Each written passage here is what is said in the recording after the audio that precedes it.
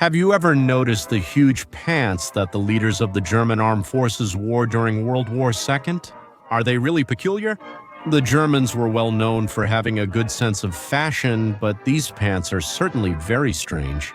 I myself, looking at photos from that time a few days ago, noticed them and wondered, why did they wear these pants? Most importantly, was it just a fashion trend or was there a reason for wearing these baggy pants? And as this channel has me used to after a typical sleepless night researching, I not only discovered the incredible origin of these pants, but I also found out their purpose. They weren't just a fashion piece, but also had a military purpose, giving anyone who dared to wear them an advantage in combat. They weren't wide since they tucked them into their boots. Outside the boots, they looked like this. Strange, isn't it? In this video, we'll discuss the history of these curious pants. That way we'll understand why the Germans wore these baggy pants, and also what did they hope to achieve with them. So you'd better get comfortable and welcome to Guns Club. The history of these curious pants is as old as Germany itself, probably to the dismay of the very Germans who wore these pants.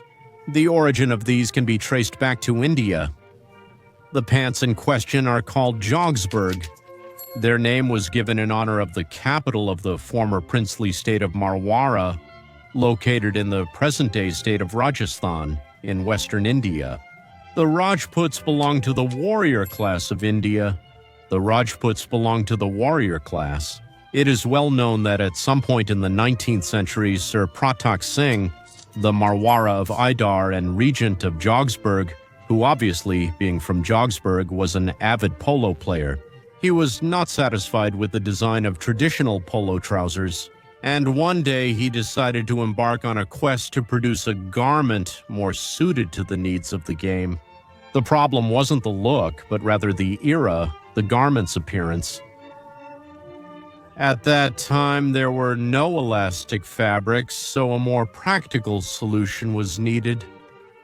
Sid took the traditional churidar pants worn by both men and women in India as a reference, and he began to create a new pair of pants to use for polo. After months of work, he created the perfect polo pants, the Jogsburg. These were tight from the calf down to the ankle so they wouldn't interfere with the horse's controls, and extra fabric was added in this area to protect against falls and friction. Also, the parts with the most friction were exaggeratedly widened in order to reduce damage while riding. By the early 1900s, every polo team in India wore these pants. It turned out to be a considerable improvement compared to the original pants. It is said that one day in 1897, Sid himself was invited to England for a commemorative event. In those years, India was under the rule of the British Empire, so Sid could not refuse a summons from the Queen. During the weeks he spent in England, he played in many polo tournaments, and interestingly, Sid won every one of those tournaments, all thanks to the advantage he had over the British Indians. In every match, he used his new polo equipment, which caused a sensation among the British royalty. It is said that the only Jogspur pants he brought were torn in a game, so did he go to a local tailor to have a new one made? The tailor asked him the garment's name, and if, not understanding English very well, he said Jogspur, thinking the tailor had asked him about his origin. The tailor in time began to mass-produce the pants, stealing SID's idea, and in just a year, all the British polo teams also adopted the new pants. Polo pants were soon adopted by the cavalry in the British Army as well. Their advantages when riding made them perfect for the army. On top of that, at that time, military uniforms were still expected to be fashionable, so Jodhpur's pants were perfect. They made the cavalry look like royal polo players. Since it was in the English army, it quickly spread to all the allied nations or satellites of the empire, reaching the United States as well. Shortly before World War I, in the United States and Canada, they were also a sensation, completely taking over any cavalry role. Apparently, Americans saw anything used by British royalty as elegant, so it started being used by the wealthiest for anything. For hunting, for playing tennis, for racing, or even for their daily lives. In every sport, there was one of these. even though it didn't really offer any advantage except for horseback riding. After the First World War, the time began when women started doing things that only men used to do, so they began wearing these pants. They were also everywhere and became a symbol of power and elegance, completely taking over the fashion of the time.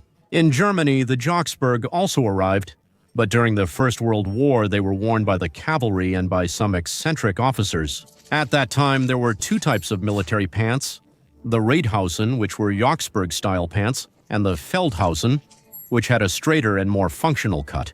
But by the 1930s, when the National Socialist Party was beginning to gain prominence, in Germany, the paramilitary group Sturmabteilung, or Brown Shirts, was created, which mainly served as security at political rallies. Their uniforms were based on the uniforms of the Black Shirts, a similar group but Italian.